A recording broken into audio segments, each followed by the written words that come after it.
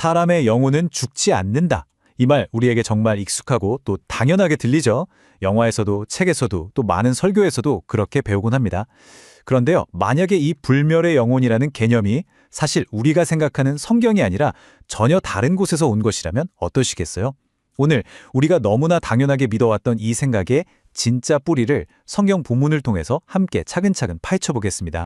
많은 분들이 아마 한 번도 의심해 본 적 없었던 이 믿음, 그 진짜 출처를 한번 추적해 보려고 합니다. 아마 오늘 이야기를 들으시면서 이거 내가 알던 거랑 좀 다른데? 하고 고개를 갸우뚱하실 수도 있습니다. 하지만 바로 그 지점에서부터 진짜 흥미로운 탐구가 시작되는 법이죠. 첫 번째로 우리가 너무나 당연하게 생각하는 이 불멸의 영혼이라는 개념, 이게 도대체 어디서부터 온 건지 그 기원부터 한번 거슬러 올라가 보겠습니다. 아마 대부분의 사람들이 생각하는 출처와는 조금 다를 수 있습니다. 이 표를 보시면 정말 흥미로운 지점이 보입니다. 우리가 흔히 생각하는 개념은 바로 이 왼쪽, 플라톤으로 대표되는 그리스 철학의 관점이에요. 고귀하고 영원한 영혼이 수준 낮은 육체라는 감옥에 일시적으로 갇혀 있다는 생각이죠. 그래서 죽음은 슬픈 게 아니라 오히려 영원히 감옥에서 풀려나 자유를 찾는 해방이라고 봤습니다. 꽤 익숙한 이야기죠?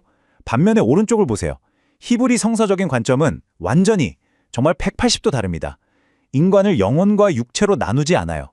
그냥 그 사람 전체, 흙으로 만들어진 몸과 하나님이 주신 생명의 숨결이 합쳐진 하나의 온전한 살아있는 존재로 봅니다.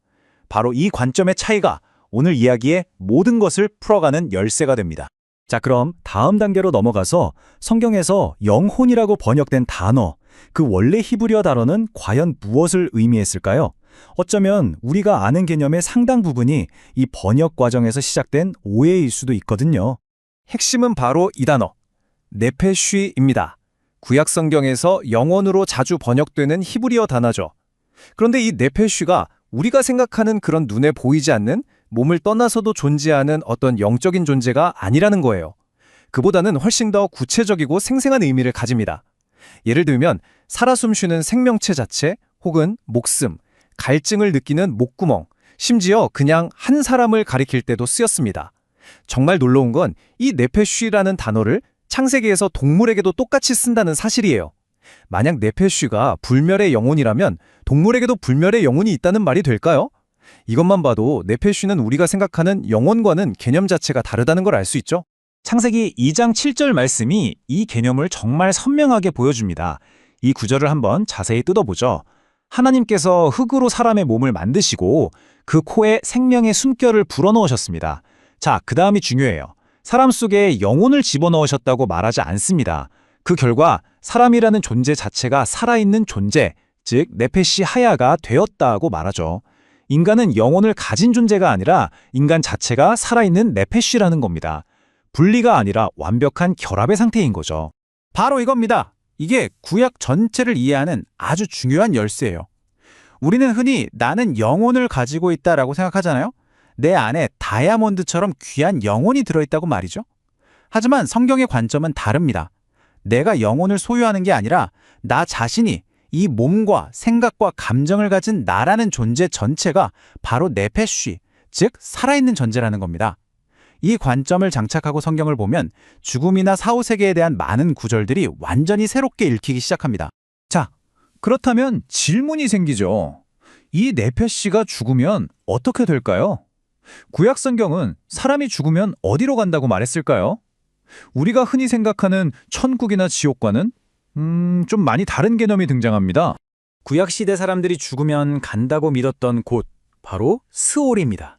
여긴 뭐랄까, 우리가 상상하는 불타는 지옥이나 반짝이는 천국, 그런 곳이 전혀 아니에요. 스올은 의식도, 감각도, 기억도 모두 희미해지는, 마치 깊은 잠에 빠진 것 같은 상태로 묘사됩니다. 모든 생명력이 사라진 조용하고 어두운 그림자들의 땅, 그게 바로 스올입니다. 스올의 특징들을 보면 이게 왜 영혼 불멸 사상과 다른지 더 명확해져요. 첫째, 의인이든 악인이든 구별 없이 모두가 가는 곳이에요. 둘째, 어둡고 조용한 곳이죠. 어떤 활동도, 소리도 없는 침묵의 세계입니다. 그리고 가장 결정적인 건 하나님을 찬양하거나 그분과 교제하는 살아있는 관계가 완전히 멈춘 상태로 묘사된다는 점입니다. 말 그대로 모든 생명력이 사라진 그림자들의 세계, 그것이 바로 구약이 그린 죽음의 적나라한 모습이었습니다. 시편 6편 5절은 수월의 분위기를 정말 적나라하게 보여주죠. 살아있을 때 하나님과 맺었던 그 역동적이고 생생한 관계가 죽음과 함께 뚝 끊어지는 듯한 깊은 단절감, 그 안타까움을 표현하고 있는 겁니다. 수월에서 주께 감사할 자 누구리이까? 이 한 문장의 탄식은 그곳이 의식적인 활동이나 기쁨, 감사가 거의 없는 완전한 침묵의 영역임을 아주 강하게 암시합니다. 그렇다면 이런 의문이 들 수밖에 없죠. 성경은 왜 불멸의 영혼이라는 어찌 보면 위로가 될 수도 있는 개념을 굳이 말하지 않았을까요? 성경이 진짜로 중요하게 여겼던 건 대체 뭐였을까요? 사실 죽음 너머에도 영원히 사는 영혼이 있다는 생각만큼 큰 위안을 주는 게 또 있을까요? 그런데 왜 히브리 성경은 의도적으로 이 개념을 피한 것처럼 보일까요? 여기에는 아주 중요하고 또 깊은 신학적인 이유들이 숨어 있습니다. 함께 하나씩 살펴보시죠. 성경이 침묵한 데에는 이런 깊은 의도가 있었던 겁니다. 첫째, 성경의 관심사는 죽음 이후의 세계가 아니라 바로 지금 이 땅에서의 삶이었어요. 하나님과 언약을 맺고 어떻게 살아갈 것인가가 훨씬 더 중요한 문제였죠.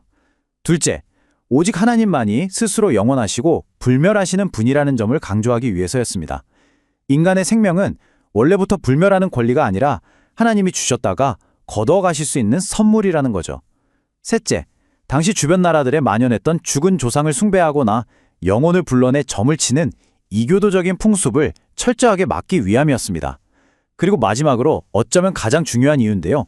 이 모든 것은 영혼의 불멸이 아니라 훨씬 더 크고 놀라운 소망, 바로 몸의 부활을 이야기하기 위한 큰 그림이었던 거죠.